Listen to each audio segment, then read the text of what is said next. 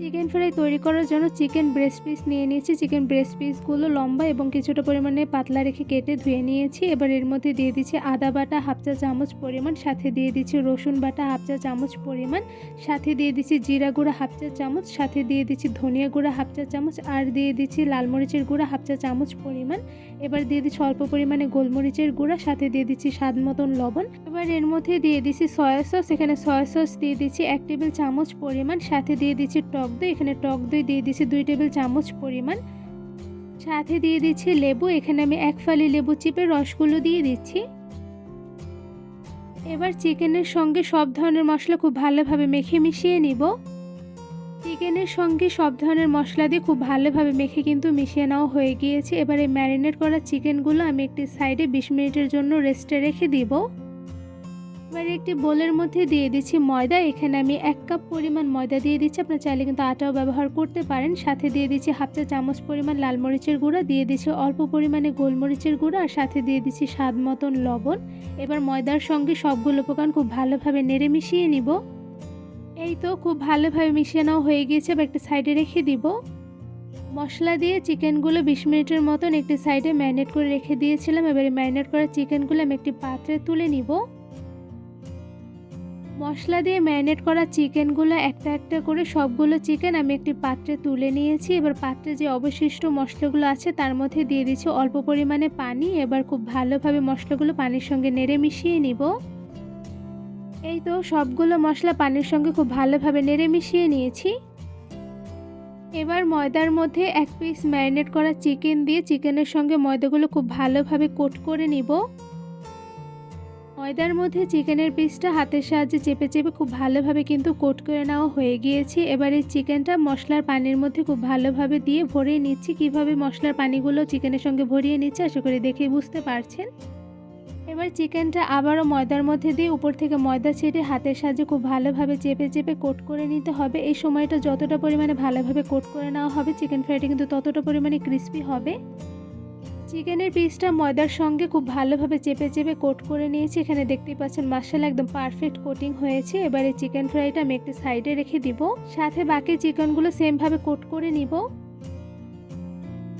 সবগুলো ম্যারিনেট করা চিকেনগুলো ময়দার মধ্যে খুব ভালোভাবে কোট করে নিয়েছি। এবারে চিকেনগুলো আমি গরম তেলে ভেজে নিব। চিকেনগুলো ভাজার জন্য প্রথমে একটি প্যানের মধ্যে দিয়ে দিচ্ছি পরিমাণ অনুযায়ী রান্নার সয়াবিন তেল।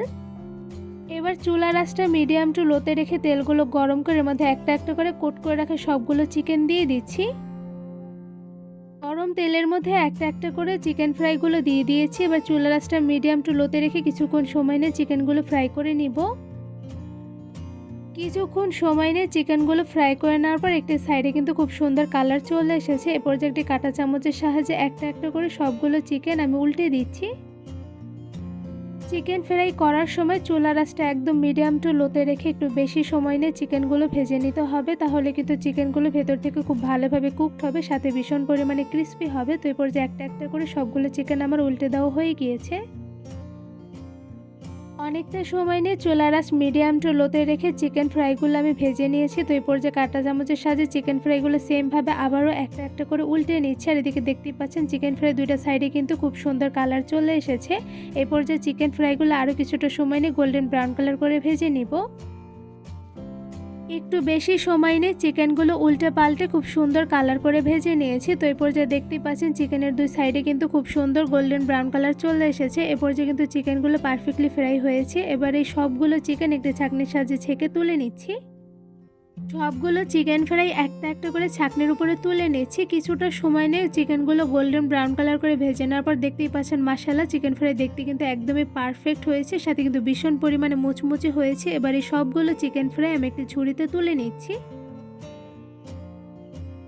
খুব সহজভাবে কোনো রকম ঝামেলা ছাড়াই শুধুমাত্র ঘরোয়া অল্প কিছু উপকরণ দিয়ে একদম রেস্টুরেন্ট স্টাইলে ঘরে বসে তৈরি করে ফেলেছি ভীষণ মজাদার ক্রিস্পি পারফেক্ট চিকেন ফ্রাই। এই চিকেন ফ্রাইগুলো দেখলে কিন্তু একদমই বোঝা যায় না যেটা ঘরে বসে তৈরি করা হয়েছে। এই চিকেন ফ্রাইগুলো দেখলে কিন্তু মনে হচ্ছে রেস্টুরেন্ট থেকে কিনে আনা হয়েছে, কারণ এই চিকেন ফ্রাইগুলো কিন্তু একদম পারফেক্ট হয়েছে। এই চিকেন ফ্রাইগুলো দেখতে যেমন মাশাআল্লাহ সুন্দর হয়েছে, সাথে কিন্তু ভীষণ পরিমাণে ক্রিস্পি হয়েছে। কতটা পরিমাণে ক্রিস্পি হয়েছে আশা করি আপনার সাউন্ড শুনে বুঝতে পারছেন। এই চিকেন ফ্রাইগুলো কিন্তু শুধু ক্রিস্পি হয়নি, সাথে কিন্তু পারফেক্টলি কুকড হয়েছে। আমি একটা চিকেন ফ্রাই আপনাদের একটু ভেঙে দেখাচ্ছি। তো এদিকে দেখতেই পাচ্ছেন মাশাআল্লাহ ভিতর থেকে কিন্তু চিকেনগুলো ওয়েল কুকড হয়েছে, সাথে কিন্তু ভীষণ পরিমাণে জুসি হয়েছে। চিকেন ফ্রাইগুলো উপর থেকে হয়েছে ভীষণ ক্রিস্পি, সাথে ভেতর থেকে হয়েছে ভীষণ জুসি, আর খেতে কিন্তু হয়েছে অসম্ভব মজাদার। নাস্তায় ছোট থেকে বড় সবার জন্য কিন্তু ঘরোয়া অল্প কিছু উপকরণ দিয়ে মজাদার পারফেক্ট চিকেন ফ্রাইগুলো তাদের তৈরি করে দিতে পারবেন।